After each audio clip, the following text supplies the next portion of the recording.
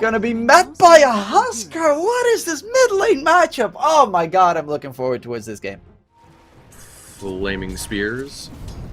He doesn't even have Inify yet, so that just shows exactly how confident Quinn is. Is going to take a heap of damage though from Topson, and yeah, the Huskar almost gets taken out in the process. Charge forward, Quinn does get charged down by Topson, and I don't think they're going to be too afraid of doing things like that, as we see the Primal Beast diving right in on Quinn once again against him. You can see Topson bringing out just the good old roar voice lines on the Primal Beast. Duracho is going to get taken down this time around. The mid laners have barely gotten any creep kills in the process. They've just been focused on trying to kill each other. Quinn does have his Inify this time around. He's going to use it to keep his enemy at bay. Charge from Topson's going to cancel. That actually needs to run away because the TP came through, and that is Tofu joining in, helping out Quinn. And have the space to start toasting him in fire. Yeah, that's a bit rough. Oh, Quinn. And he's still here. He's going to have a very unhappy surprise. Oh, but he's still able to get the trample. Nice. That only Tofu has rotated as well from the supports. Bottom lane, Duracho. Topson's on top of the Pudge. Pudge is pretty tanky, but not tanky enough. And with the Pulverize, it will be enough to secure a pretty big kill. That is the top net worth of Gaimin Gladiators out for the count. Currently, lanes are going pretty a-okay. Nice hook back. They also have Tofu there for another slow to throw out. Smoke as well. Can he get out of there? Actually, 33 is trying to dip, but luckily enough, Shelby had another freeze at the very... Look at Topson. He's looking for a possible catch onto Quinn. Nice interrupt there with the Inifire. Tofu rotating through together with Cellular as well. He's stuck inside the smoke, and nothing he can do. Topson's going to get overwhelmed. They turn their attention to snaking, and the roaming supports of Gaimin Gladiators with the body blocks as well from Tofu just to try and make sure that the kill is secured. He managed to pick it up himself with a killing spree now on the Ricky. Making sure there's no lift shenanigans coming through. Here we have Nightfall together with Topson going in for the kill onto Quinn. Can they get the catch? Quinn actually gets the kill onto Snaking, trying to run away. A Broodmother coming in from the side. There's a little bit too much with 3 cores hunting him down. And this time, Quinn will fall. Or whoever else they can find. Sentry will save the Clockwork's life. No run. That's a big catch onto Duracho. Did not manage. Doesn't have Flash Heat for that matter available, so they do get a quick kill.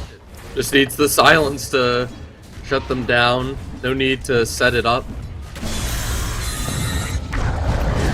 He's able to find all that impact even with the Sleeping Dark Shard unavailable. Don't forget, we're just at the 13-minute mark. It's so early on, and this Primal Beast is ready to chase. Finally, a bit of revenge on the Gaimin Gladiators as they slam the Ricky down into a paste.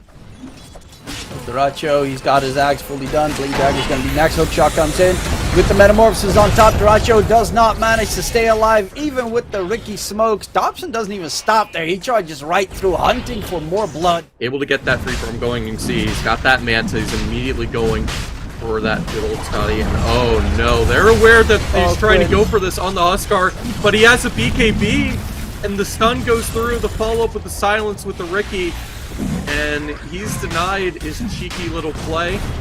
Now the Timber Saw, he'll make it his goal to tank as the Huskar. Demolish would be a pretty fair way to describe it. The fact that the Primal Beast going into low Topson's a bit dangerous. The interrupt right Trying to there. use the punch hook to save the Huskar, but is denied. That's the first life down. It is with the Silent Snake King getting harassed by Tofu. Nice ulti from Celery. This entire lineup is split. Gets interrupted though with the Pulverize. Duracho's going to go for the Nom. Smoke onto Topson. Can he get away? They're trying to continue the fight. The stolen smoke screen comes into play, and they're actually going in. Finally, Ace joins the fight, but with that Sunder, Nightfall will be able to heal back to full. Stolen Timber chain by Sax. He's trying to be such a big nuisance, and he's being successful right now. Ace, the hook is going to miss. He is in trouble. He's actually going the opposite direction to make sure his teammates don't get overwhelmed. He picks up the Rune Timber, and Ace is going to be able to get out of there. Oh, the Timber chain misses, and he's able to get himself out of dodge. You still have a chase coming out from Sax, who's greedy for blood, but it should be Ace staying alive. And trying to at least make sure he doesn't have the Ancients to farm, and that's going to give away exactly what Gaimin Gladiators are playing. Korea gets taken down with the point booster. That is very problematic because that is his Scotty that would otherwise be finished. In the meantime, 33 is going to be hunted down, dropping low, slept in the process, and this smoke screen on top of snaking will make sure there will not be any more spells coming into play. The Aghanim Scepter being built up as well on the Huskar. That will be a bit more problematic for the TB and other heroes on the opposing side, because there are BKB piercing spells. The lift, drag back, smackdown with the pulverize, and a quick kill onto Quinn. That's the downside of playing on a hero like Huskar. You play low HP most of the time, and quick jump onto Sax. They will find themselves a Rubik who tries to force F towards the low ground, will not be successful. They freeze Topson, but with the BKB should be able to just get himself out of harm's way. They do have Scotty finally done on the TB.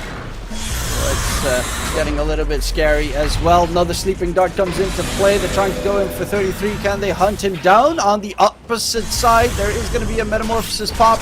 Nightfall gets a kill, blinking forward. They're trying to get rid of the supports quickly, but the damage from Nightfall isn't going to be enough. He is pumping out a lot of damage in the process. Quinn's going to leap in forward. The Scotty is doing its work. Quinn can't really heal, but TB can't really sunder. He's going to get mowed down, and now Topson gets slept up again by Tofu with another smoke screen. No BKB available. 33 is just trying to give him an aura to be able to keep him alive.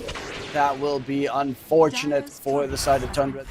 Yeah, and when the Huskar Axe comes out, I don't know what they're going to do. That's pure damage right there, coming in from Saxa, blowing his opponent up. They quickly interrupt Duracho. Nice pulverized damage coming in with the BKB. Duracho's trying to run away. Can he stay alive? Hook stolen by Saxa. Drags Duracho back, will cost him his life. And Duracho's still not dead somehow.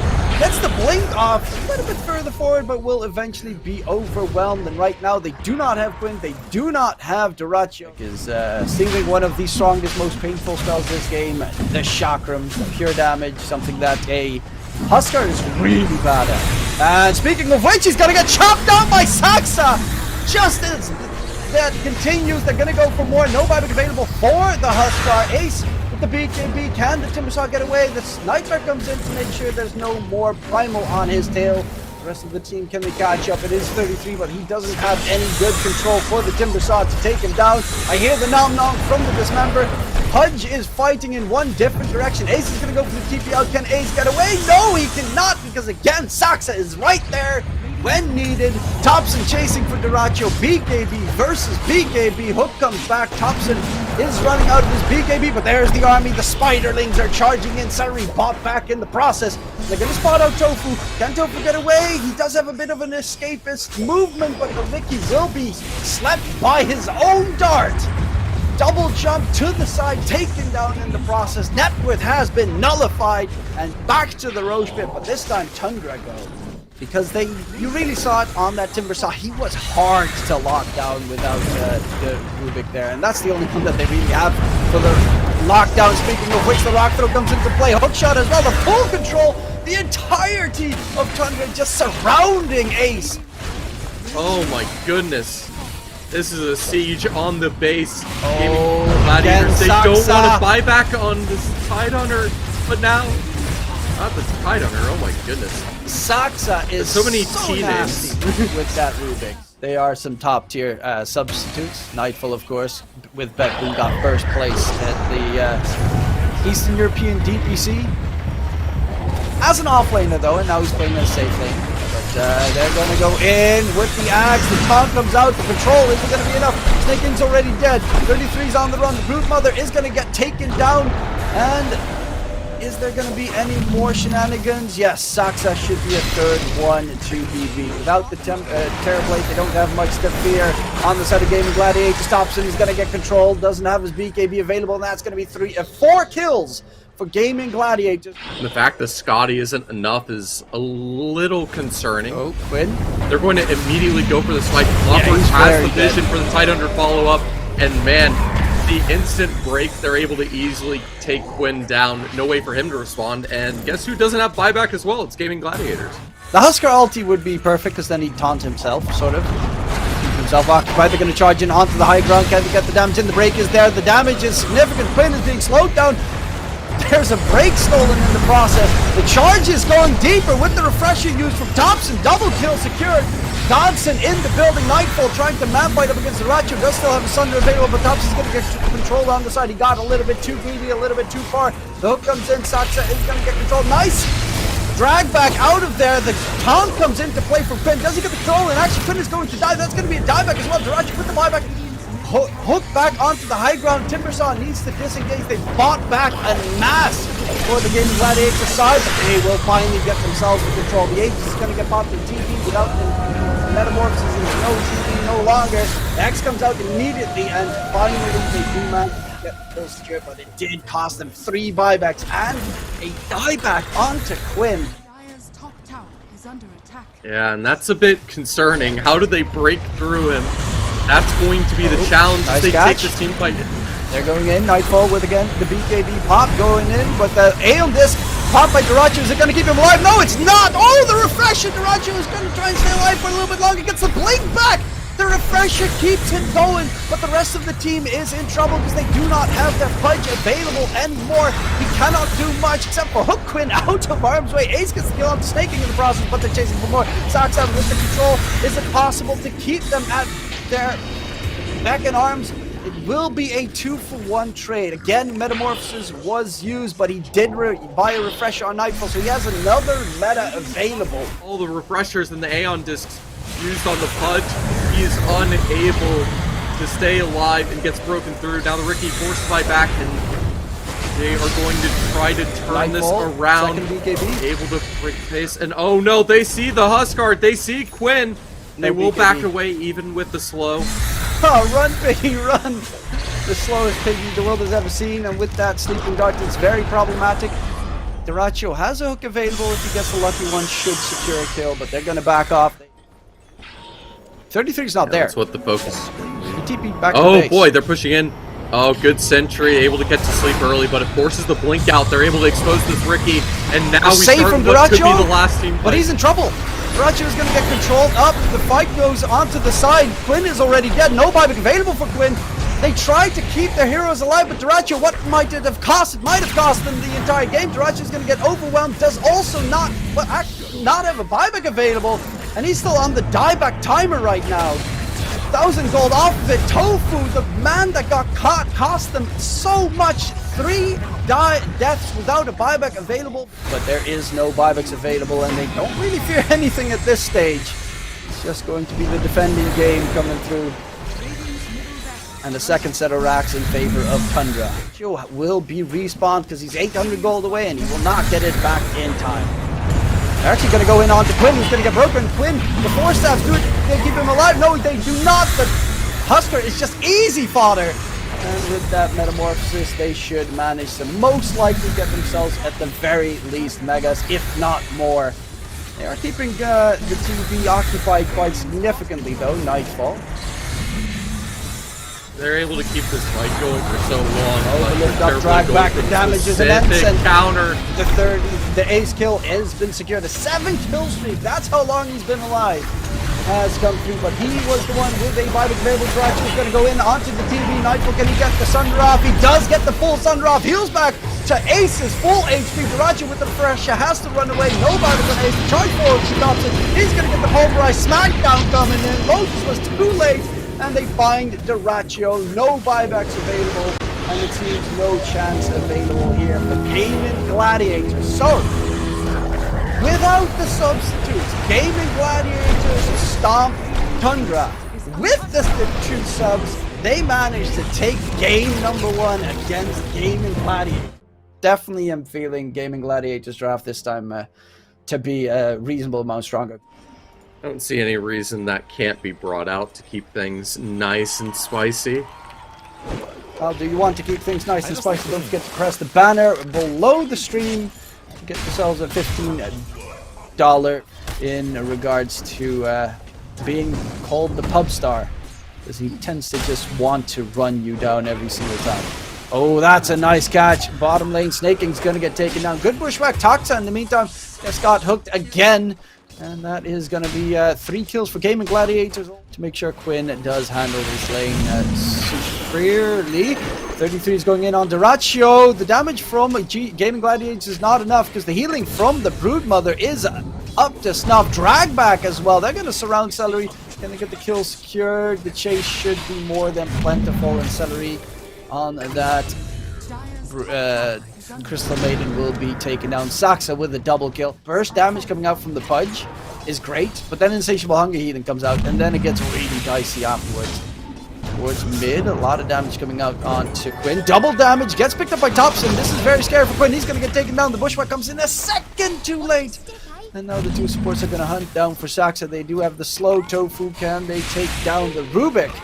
And he's going to go expecting to already lose his life, so trying to man fight. Might be able to scoop up that bounty. Actually denies it in the process, but will die. Tofu with a double kill.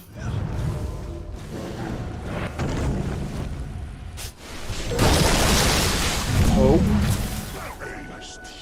I don't consider myself. Up the Ags as his first item. I love this choice. It's so good this game. You've got the armor reduction and the AoE from the AoE gush coming into play. You just in general have AoE gush, which first of all is superbly just strong to have, and it will be able to clear up the CK illusions, the Broodmother spiders, everything that you need. Oh my god, Tofu almost gets shellacked there. Tries to go for the TP into the trees, will be taken down by Topson, who is going to try and do as much damage onto Quinn as he possibly can.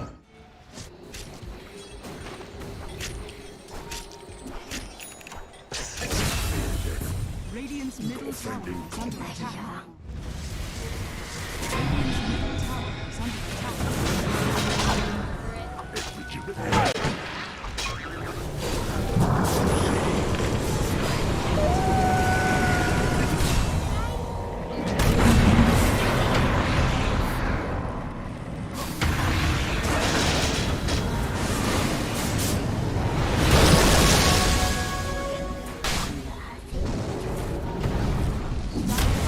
Getting ran down. Ace used the Ravage as well. He's going to get taken down. That's going to be 4 kills there for Tundra. Top lane, that's where the ganking squad is heading. They're looking for Dyrachyo again. Will they be able to get a kill? Dyrachyo pops his ulti, gets the Nom Nom on the Rolling Thunder, gets the Rolling Thunder completely interrupted, and oh my lord, a huge kill onto Topson, but the stolen freezing field almost gets rid of Dyrachyo in the process. They should be able to find Saxa as well, and that will be a second kill for Gaimin Gladiators. 33 will falter, but towards mid Dyrachyo, he's underneath the tower. It's very risky. Actually, in comes the Ember, going to say hi. That's going to be Quinn. Onto his dear opponent Saxa, but the Rolling Thunder in return could be a bit of a problem. Sleight of Fist. The Phoenix Egg has been dropped. Big jump away by Quinn in the process. Will they continue for more? It seems that's not going to be the case. And Ace has his Aghanim Scepter now done, so a lot of damage to be thrown out from the fight. Doesn't have a Ravage available. Dyrachyo staying back, goes for the hook and actually drags back Topson. Doesn't have a Rolling Thunder available, but Dyrachyo might have put himself in an awkward spot. The Snaking just burning him down with the Sun Ray damage.